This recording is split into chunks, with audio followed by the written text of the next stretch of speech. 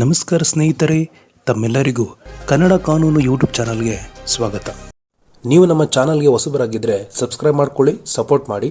ವಿಡಿಯೋಗಳ ನೋಟಿಫಿಕೇಶನ್ಗಾಗಿ bell icon click ಮಾಡೋದನ್ನು ಮರಿಬೇಡಿ.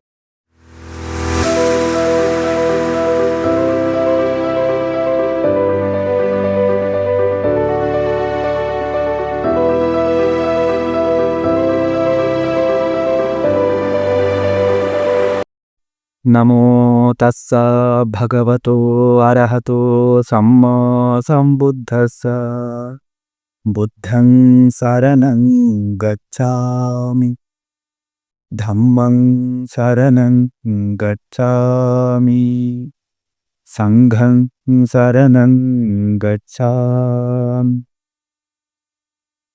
ಭಗವಾನರ ಬೋಧನೆಯ ಆಗಿರ್ತಕ್ಕಂಥ ಸದ್ಧಮ್ಮವನ್ನ ಆಳಿಸ್ತಕ್ಕಂಥ ಒಂದು ಪ್ರಕ್ರಿಯೆಯಲ್ಲಿ ತಾವೆಲ್ಲರೂ ಕೂಡ ತೊಡಗಿಕೊಂಡವರು. ಈ ಧಮ್ಮವನ್ನು ಸ್ವಲ್ಪ ಆಳಿಸ್ಕೊಂಡ್ರೆ ನಿಮಗೂ ಕೂಡ ಧಮ್ಮದ ಅರಿವು ಅಥವಾ ಅದರ ಬಗ್ಗೆ ಇರತಕ್ಕಂಥ ಸ್ಪಷ್ಟತೆಗಳು ಇನ್ನೂ ಪಕ್ವತೆಗೊಳ್ಳೋದಕ್ಕೆ ಸುಲಭ ಆಗುತ್ತೆ. ಅದಕ್ಕೆ ನಾವು ಈ ಮೂಲ ಧಮ್ಮ ಅಂದ್ರೆ ಏನು ಅನ್ನೋದರ ಬಗ್ಗೆನೂ ಅದಷ್ಟು ತಿಳುವಳಿಕೆಗಳನ್ನು ಬೆಳೆಸ್ಕೊಳ್ದೆ. ಭಗವಂತ ಹೇಳ್ತಾರೆ, ಮನೋಪುಗ್ಭಂಗಮ ಧಮ್ಮ ಮನೋಸೆಟ್ಟ ಮನೋಮಯ ಮನಸಾಚ ಪದುತ್ಥೇನ ಭಾಸತೀವ ಕರೋತಿವ ತಥೋ ನಂ ದುಃಖಮನ್ವೇತಿ ಛಪ್ಕಂಗ್ವವಹತೋ ಪದನ್. ಮನಸ್ಸು ಪುಗ್ಭಂಗಮ, ಪೂರ್ವಯೋಜಿತವಾಗಿ ಪೂರ್ವಗಾಮಿಯಾಗಿ ಮನಸ್ಸಲ್ಲಿ ಈಗ ನಮ್ಮ ಕಣ್ಮುಂದೆ ಯಾವುದೇ ವಸ್ತುಗಳು ಯಾವುದೇ ಒಂದು ಪ್ರಕ್ರಿಯೆಗಳು ನಡೆದಾಗ ನಾವು ಕಣ್ಣಿನ ಮೂಲಕ ಅದನ್ನು ಗ್ರಹಿಸ್ತೀವಿ, ಅಥವಾ ಶಬ್ದದ ಮೂಲಕ ಯಾವುದೇ ಪ್ರಕ್ರಿಯೆಗಳು ನಡೆದ್ರೆ ಕಿವಿಯ ಮೂಲಕ ಕೇಳಿಸೋದ್ರ ಮೂಲಕ ಅದನ್ನು ಗ್ರಹಿಸ್ಕೊಳ್ತೀವಿ ಅಲ್ವಾ. ಅಥವಾ ಕೆಲವು ಸರಿ ಶಾರೀರಿಕವಾಗಿ ಕೂಡ ನಮ್ಗೆ ಅದು ಟಚ್ ಸ್ಪರ್ಶದ ಮೂಲಕನೂ ಕೂಡ ನಾವು ಅದನ್ನ ಗ್ರಹಿಸ್ಕೊಳ್ಬಹುದು. ಆದ್ರೆ ಇದ್ಯಾವುದು ಕೂಡ ಇದರಿಂದ ನಾವು ಗ್ರಹಿಸ್ಕೊಳ್ಳೋದಕ್ಕಾಗೋದಿಲ್ಲ. ಇದು ಎಲ್ಲಿಂದ ನಡೆಯೋದು? ಇದು ಮನಸ್ಸಲ್ಲಿ ನಡೆಯೋದು. ಮನಸಾಚೆ ದುಷ್ಟೇನ, ಈ ದುಷ್ಟ ಪ್ರಕ್ರಿಯೆಗಳು ನಡೀತಾ ಇರ್ತದೆ. ಯಾವುದು? ಅಕುಶಲ ಪ್ರಕ್ರಿಯೆಗಳು ನಡೀತಾ ಇದ್ದಾವೆ. ಅದನ್ನು ನಡೀತಾ ಇದೆ, ಇದು ಅಕುಶಲ ಅಂತ ಗೊತ್ತಿರೋದಿಲ್ಲ. ಶ್ರೇಷ್ಠವಾಗಿರ್ತಕ್ಕಂಥದ್ದು ಮನಸ್ಸು ಅನ್ನುವಂಥದ್ದು ಎಲ್ಲವನ್ನ ಆವರಿಸ್ಕೊಂಡಿದೆ ಅಲ್ವಾ. ನೀವು ಮನೆ ಒಳಗಡೆ ಕೂತ್ರೆ ಮಳೆ, ಬಿಸಿಲು, ಗಾಳಿ, ಚಳಿ, ಈ ಕ್ರಿಮಿಕೀಟಗಳು ಎಲ್ಲಗಳಿಂದ ನಿಮಗೆ ಒಂದು ಸಂರಕ್ಷಣೆ ಸಿಗತ್ತೆ. ಯಾಕೆ? ನಿಮ್ಮ ಮನೆಯ ಗೋಡೆ, ಚಾವಣಿ, ಬಾಗಿಲುಗಳು ನಿಮ್ಮನ್ನು ಸಂರಕ್ಷಣೆ ಮಾಡಿಟ್ಟುಕೊಂಡಿರ್ತ. ಆದ್ರೆ ನಿಮ್ಮ ಮನಸ್ಸು ಅದಕ್ಕೆ ಸಂರಕ್ಷಣೆ ಇಲ್ಲ. ಯಾಕೆ? ಅದು ಅಕುಶಲ ಬರ್ತಾ ಇದೆ. ಅಲ್ಲಿ ಈ ಎಲ್ಲ ಅಕುಶಲವಾದಂತಹ ಕ್ರಿಮಿಕೀಟಗಳು ಅಲ್ಲಿ ಬರ್ಬೇಕು. ಮನಸ್ಸಿನ ಕ್ರಿಮಿಕೀಟಗಳೇ ಅಕುಶಲಗಳು. ಸರೀಸೃಪಗಳು, ಚಳಿ, ಮಳೆ, ಬಿಸಿಲು, ಈ ತೊಂದರೆ ಮನಸ್ಸಿಗೆ ಬರೋದಕ್ಕೆ ಶುರು ಆಗುತ್ತೆ. ಯಾಕೆ? ಮನಸ್ಸು ಅಕುಶಲವಾಗಿದೆ. ಯಾವಾಗ ಇದು ಬರುತ್ತೋ ಅದೇನಾಗತ್ತೆ, ನೀವು ಮಳೆಯಲ್ಲಿ ನೆನಕೊಂಡಿದ್ರೆ ನೀವು ಸುಖವಾಗಿರೋದಕ್ಕೆ ಸಾಧ್ಯನಾ? ಬಿಸಿಲಲ್ಲಿ ನೀವು ನಡೆದುಕೊಂಡು ಹೋಗ್ತಾ ಇರ್ತೀರಾ, ಅಥವಾ ಬಿಸಿಲಲ್ಲಿ ನಿಲ್ಲಬೇಕಾದಂತ ಅನಿವಾರ್ಯತೆ ಎಲ್ಲೋ ಇರ್ತೀರಾ, ಅದರಲ್ಲಿ ನೀವು ಖುಷಿ ಪಡೋದಕ್ಕೆ ಸಾಧ್ಯನಾ? ಚಳಿಯಲ್ಲಿ ನಡೀತಾ ಇರ್ತೀರಾ ಎಲ್ಲೋ ಒಂದ್ ಕಡೆ, ನೀವು ಖುಷಿಯಾಗಿರೋದಕ್ಕೆ ಸಾಧ್ಯನಾ? ಅದು ಕ್ರಿಮಿಕೀಟಗಳು ನಿಮ್ಮನ್ನು ಮುತ್ತುತ್ತಾ ಇರ್ತವೆ, ಅವಾಗ ನೀವು ಖುಷಿಯಾಗಿರೋದಕ್ಕೆ ಸಾಧ್ಯನಾ?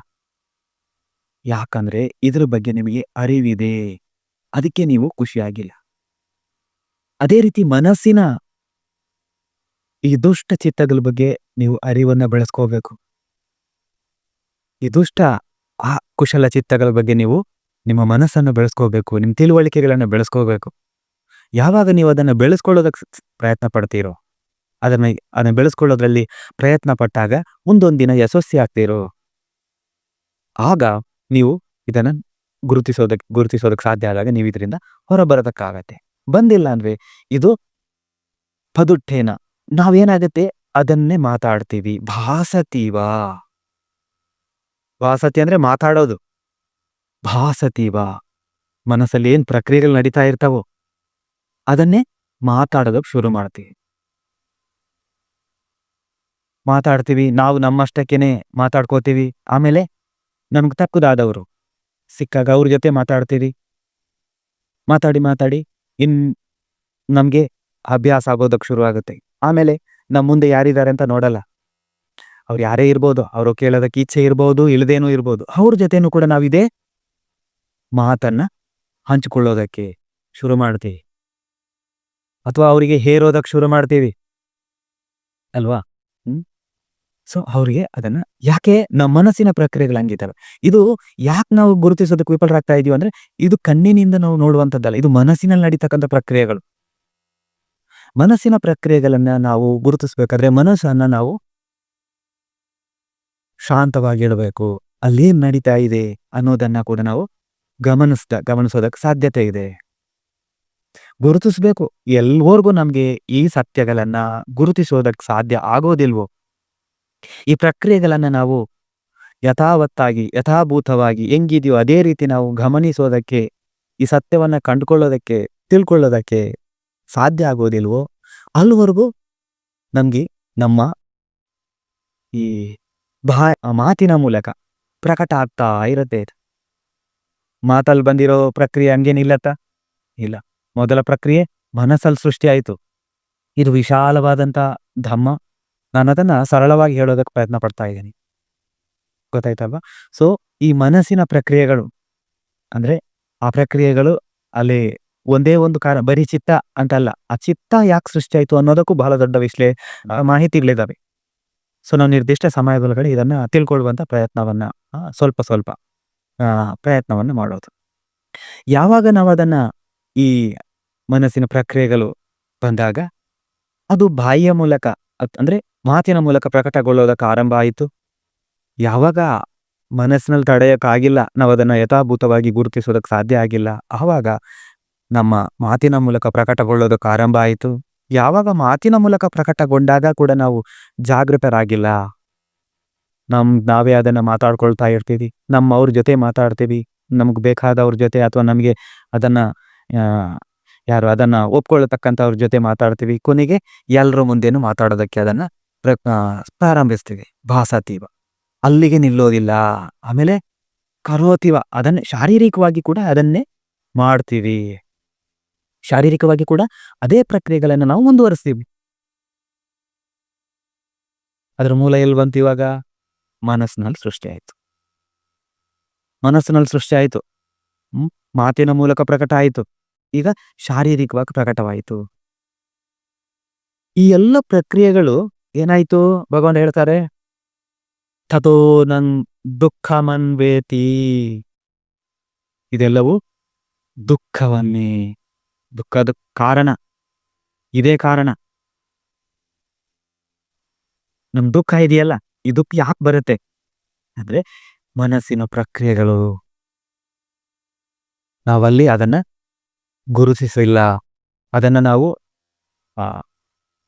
ಯಾವಾಗ ಆ ಮನಸ್ಸಿನ ಪ್ರಕ್ರಿಯೆಗಳನ್ನ ನಾವು ಗುರುತಿಸೋದಕ್ಕೆ ವಿಫಲರಾದ್ವಿ, ಆವಾಗ ಮಾತಿನ ಮೂಲಕ ಆಯಿತು.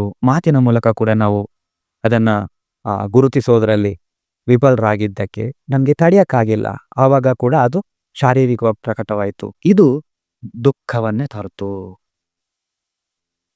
ಮತ್ತೆ ಮತ್ತೆ ಬರ್ತದೆ. ಈ ಚಕ್ರ ಇದೆಯಲ್ಲ, ನೀವು ಗಾಡಿಯ ಚಕ್ರಗಳನ್ನ ನೋಡಿ, ಭಗವಾನರು ಎತ್ತಿನ ಬಂಡಿಯ ಚಕ್ರಕ್ಕೆ ಹೋಲಿಸ್ತಾರೆ. ಎಲ್ಲಕ್ಕೂ ಆ ಕಾಲಕ್ಕೆ ಆ ಗಾಡಿ, ಈಗ ಎಲ್ಲ ಗಾಡಿಗಳಂತ ಅದು ಹೆಂಗಿರತ್ತೆ? ಅದಕ್ಕೊಂದು ಮಾರ್ಕ್ ಮಾಡಿ, ನೀವು ಒಂದು ಜಾಗದಲ್ಲಿ ಒಂದು ಮಾರ್ಕ್ ಮಾಡಿ, ಅದು ಮತ್ತೆ ಮತ್ತೆ ಭೂಮಿಗೆ ಸ್ಪರ್ಶ ಆಗ್ತಾ ಇರತ್ತೆ, ಅಥವಾ ಅದು ಮತ್ತೆ ಮತ್ತೆ ತಿರುಗ್ತಾ ಇರತ್ತೆ ಅಲ್ವಾ.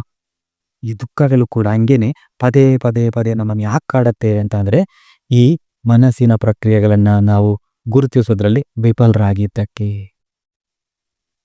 ಯಾವಾಗ ನಮ್ಗೆ ರೋಗ ಬರುತ್ತೆ, ಅನಾರೋಗ್ಯ ಪೀಡಿತರಾಗ್ತೀವಿ, ಅದ್ ಕಾರಣ ಏನು ಅಂತ ನಾವು ತಿಳ್ಕೊಳ್ತೀವಿ. ಯಾಕೆ? ಆ ದುಃಖವನ್ನ ದೂರ ಮಾಡೋದಕ್ಕೆ ಅಲ್ವಾ. ದುಃಖವನ್ನ ದೂರ ಮಾಡೋದಕ್ಕಾಗಿ ನಾವು ಏನ್ ಮಾಡ್ತೀವಿ? ನಾವು ಪ್ರಯತ್ನ ಪಡ್ತೀವಿ. ಪ್ರಯತ್ನ ಪಡೋದು ಹೆಂಗೆ? ಅದನ್ನು ಗುರುತಿಸೋದು ಮೊದಲನೇದು ಅಲ್ವಾ. ಇದೇ ದುಃಖ ಅಂತ ನಮ್ಗೆ ಗುರುತಿಸೋದು.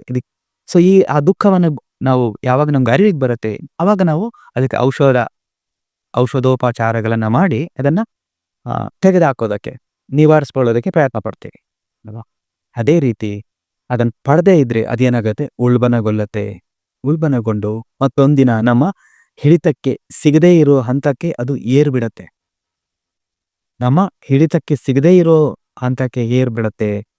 ಆದ್ರಿಂದ ತಾವುಗಳು ಕೂಡ ಈ ಸತ್ಯವನ್ನ ಗಂಭೀರವಾಗಿ ಮನನ ಮಾಡ್ಕೋಬೇಕು. ಧಮ್ಮಪದ ಗಾಥೆ ಮೊದಲನೇ ಗಾಥೆ ಇದು. ಈ ಸತ್ಯಗಳನ್ನ ನೀವು ಮನನ ಮಾಡ್ಕೋಬೇಕು. ನನ್ನ ದುಃಖ ಗೊತ್ತಾಯ್ತಲ್ವಾ, ಅದರ ಮೂಲ ಎಲ್ಲಿ ಸೃಷ್ಟಿ ಆಗತ್ತೆ ಅನ್ನೋದು. ಆದ್ರಿಂದ ನೀವು ಯಾವಾಗ ಈ ಸತ್ಯವನ್ನು ಕಂಡುಕೊಳ್ಳೋದಕ್ಕೆ ಸಾಧ್ಯ ಆಗತ್ತೆ, ಆವಾಗ ನೀವು ಈ ಎಲ್ಲ ರೀತಿಯ ಅಕುಶಲತೆಗಳಿಂದ ಬಿಡುಗಡೆಯನ್ನ ಹೊಂದೋದಕ್ಕೆ ನಿಮ್ಗೆ ಸಾಧ್ಯತೆ ಇದೆ.